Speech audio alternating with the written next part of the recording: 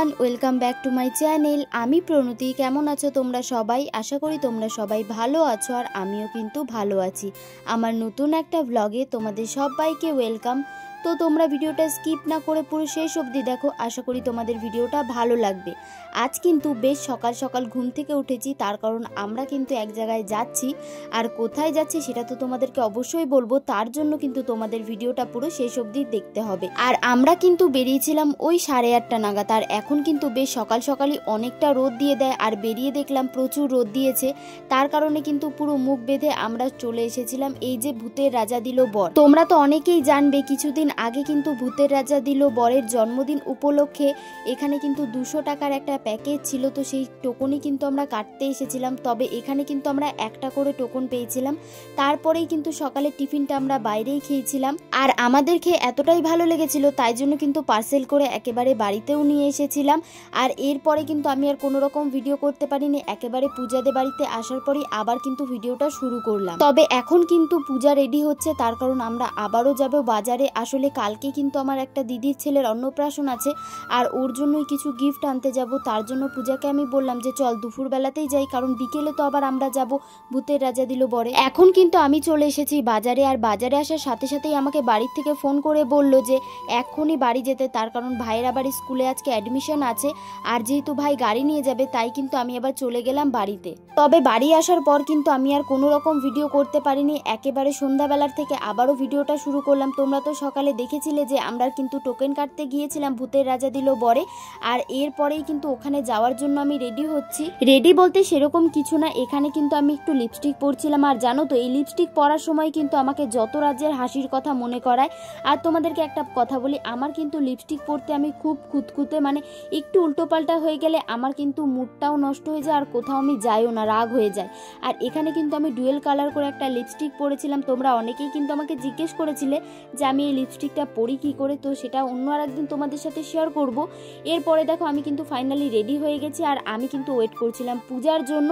আর আমাকে কিরকম লাগছে দেখতে সেটা কিন্তু তোমরা অবশ্যই কমেন্টে জানাবে। চলো তোমাদেরকে একটা কথা বলি, আসলে আমরা অনেক দিন ধরে ঠিক করে রেখেছিলাম যে পূজা আর আমি কিন্তু সেম ড্রেস পরে ভূতের রাজা দিল বরে যাব।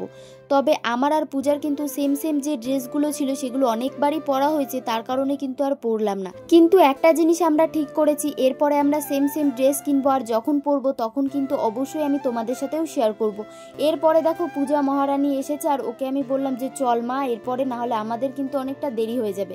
আসলে আমরা কিন্তু ওই 8টা 8:30 নাগাদ বেরিয়েছিলাম। অ্যাকচুয়ালি টাইমটা কিন্তু আমার মনে নেই যে আমরা কটার সময় বেরিয়েছিলাম। পূজা এখানে আসার পর বলল ও নাকি ওর পার্স আনতে ভুলে গেছে, সেটা আনতে কিন্তু আবারও ও গেল ঘরে, আর আমি কিন্তু ওর জন্য বাইরেই ওয়েট করছিলাম। তবে এরপরে আমরা বেরিয়ে পড়েছি, আর কিছু জিনিস আনতে কিন্তু পূজা দোকানে গিয়েছে। আর এরপরেই কিন্তু জিনিস নিয়ে আমরা সোজা চলে এসেছিলাম এই যে ভূতের রাজা দিল বর। তবে এসে কিন্তু দেখলাম মোটামুটি ফাঁকাই রয়েছে, মানে যে সামনেটা ছিল। তবে একটা জিনিস এখানে আমার খুব ভালো লেগেছিল, এখানে কিন্তু বাউল গান হচ্ছিল। আর একটা সাইডে আসার পরেই দেখলাম যে কত বড় একটা লম্বা লাইন। আমরা দুজন তখনই বলা বলি করছিলাম, সামনে থেকে দেখে মনেই হচ্ছে না যে এত লম্বা লাইন, তবে সাইডে এসে দেখছি অনেক বড়ই কিন্তু একটা লাইন ছিল। আমরা কিন্তু ফাইনালি লাইনে দাঁড়িয়ে গেছি, আর প্রায় আমাদের 1 ঘন্টা মতো লাইনেই দাঁড়িয়ে থাকতে হয়েছে। এটা কিন্তু ওই টোকেনটা যেটা আমরা সকালে কাটতে এসেছিলাম, এটা দেখেই কিন্তু ভিতরে ঢুকতে দিচ্ছিল।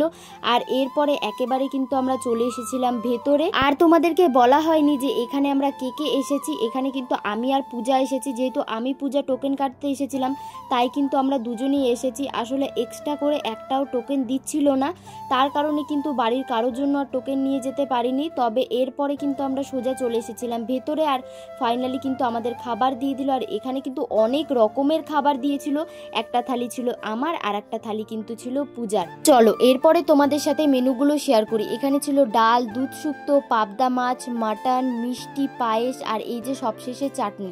তবে থালাতে কিন্তু আরও খাবার ছিল, যেই খাবারগুলোর আমি নাম অর্ধেক ভুলেই গেছি। এরপরে কিন্তু আমি খাওয়া শুরু করে দিয়েছি। আর জানো তো, পূজাকে কিন্তু আমি খেতেই দিচ্ছিলাম না, ওকে বললাম আমার আগে ভিডিও ভিডিও করে দে।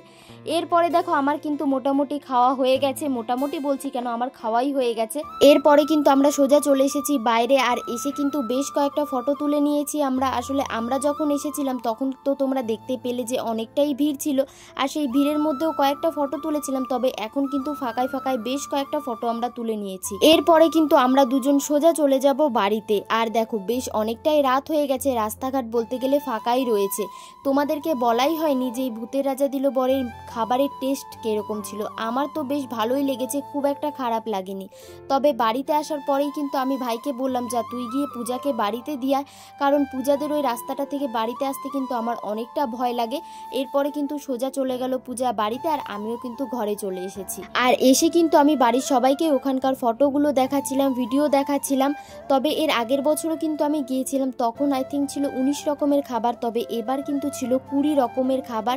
আর আমাকে তো বাবা জিজ্ঞেস করছিল যে এত খাবার তুই খেতে পারলি। তোমরা জানিও যে তোমাদের এই ভিডিওটা কেমন লাগলো। চলো আজকের ভিডিওটা আর বেশি বড় করছি না, আজকের ভিডিওটা এই পর্যন্তই। তোমাদের যদি ভিডিওটা ভালো লাগে তো অবশ্যই like, comment, share and subscribe করে দিও।